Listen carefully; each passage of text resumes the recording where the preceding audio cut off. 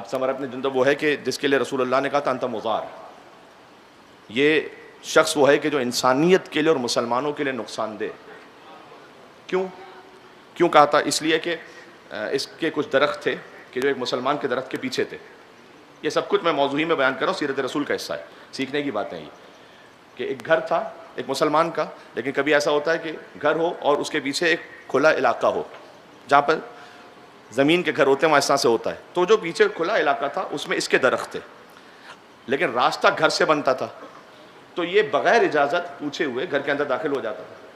تو جو صاحب خانہ تھے اس نے آ کے رسول اللہ سے کہا کہ یا رسول اللہ کم سے کم اسے اتنا کہیے کہ کوئی بات کہہ کے آیا کرے، گھر میں مستورات موجود ہیں اور ہمیں بڑی اذیت ہوتی ہے کہ یہ بغیر اجازت اس طرح سے گھر کے اندر داخل ہو جاتا ہے اپنے درختوں کے لیے. حضور مکرم نے سمرہ ابن جندب سے یہ کہا، اپنے پاس بلا کر یا خود جا کر یہ کہا کہ ایسا کرو کہ یہ درخت تم مجھے دے دو، اس سے بہتر درخت میں تمہیں مدینہ میں کہیں اور دے دیتا ہوں. اب کوئی رسول اللہ کی آفر کو بھی ٹھکرا دے، کہ نہیں مجھے تو یہی چاہیے. کہ اچھا ایسا کرو کہ اس کی کوئی قیمت لے لو، بڑھا کے قیمت لے لو. کہ نہیں میں بیچنا بھی نہیں چاہتا، اپنے پاس رکھنا چاہتا ہوں. اب حضور مکرم نے ایک ایسی بات کہی کہ کوئی بھی مسلمانوں کو اس کا تو انکار نہیں کر سکتا. کہ اچھا ایسا کرو کہ یہ درخت مجھے دے دو، میں محمد رسول اللہ تم سے جنت میں درختوں کا وعدہ کرتا ہوں. اور کہ آپ اپنی جنت اپنے پاس رکھیں. حضور نے کہا انت مضار ہو، یہ ضرر پہنچانے والا ہے. حتیٰ جو زیاد ہے نا، ابن زیاد کا باپ زیاد، جب بصرہ کا جو گورنر تھا، خود اتنا صفاق اور ظالم انسان ہے، یہ اپنی گورنرشپ چھوڑ کے 6 مہینے کے لیے ایک جگہ پر گیا تھا سمرہ اپنے جندب کو گورنر بنا کر. تو جب واپس آئے تو 50,000 لوگ اس نے مار دیے تھے. اور زیاد جیسا شقی انسان، اس نے پوچھا کہ 50,000 میں سے کوئی ایک بھی ایسا نہیں تھا کہ جو بے قصور ہو؟ نہیں سب قصوروار تھے، سب کو حق بنتا تھا کہ قتل کیا جائے. بہرحال میں بات کو خلاصہ کر رہا ہوں. حتیٰ یہ بھی گزارش کرتا ہوں چونکہ یہ مسند امام احمد بن حنبل میں لکھا ہوا ہے، وہاں سے پڑھ رہا ہوں، یہ کہ انس ابن حکیم نام کے ایک شخص ہیں، وہ بار بار حضرت ابو ہریرہ سے وہ پوچھا کرتے تھے آ کر، بلکہ حضرت ابو ہریرہ ان سے پوچھا کرتے تھے کہ یہ بتلائیے گا کہ سمرہ ابن جندب کے جو شام میں ہے کیا وہ زندہ ہے یا نہیں ہے، وہ زندہ ہے یا نہیں ہے.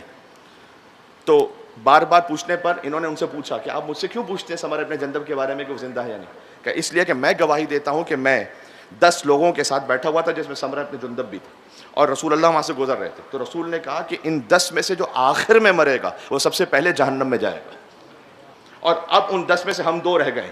میں چاہتا ہوں میں پہلے مر جاؤں اس سے تاکہ میں آخری نہ بنوں. تو یہ بزرگان اسلام کی بھی خواہش رہی تھی. اب آپ کو سمجھ میں آ گیا کیا؟ حاکم شام نے ایک مرتبہ سمرہ ابن جندب سے کہا کہ یہ سورہ بقرہ کی آیت ہے 205 اور 207.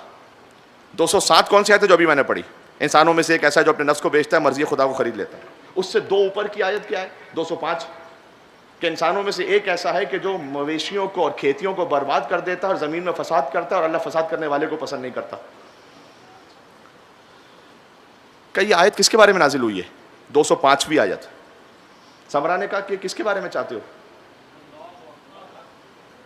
What do you want؟ کہا اگر علی کے بارے میں ہو جائے. کہ جو 207ویں آیت ہے وہ کس کے بارے میں؟ کہا کس کے بارے میں چاہتے ہو؟ کہا اگر ابن ملجم کے بارے میں ہو جائے. وہ آیت کے جو مولا علی کی فضیلت پر ہے، آپ کو بعض کتابوں میں نعوذ باللہ من ذالک ابن ملجم کے بارے میں ملے گا، مفسرین کا قول کہ آیت اس لیے نازل ہوئی کہ ایک فیوچر کے واقعے کے لیے کہ جب ابن ملجم نعوذ باللہ علی ابن ابی طالب کو شہید کرے تو یہ وہ کام ہے کہ جس نے اپنے نفس کو بیچ دیا اور اللہ کی رضا کو خرید لیا. تو اگر 205ویں آیت کر دو علی کے لیے اور 207ویں ابن ملجم کے لیے، کتنا لوگ ہیں؟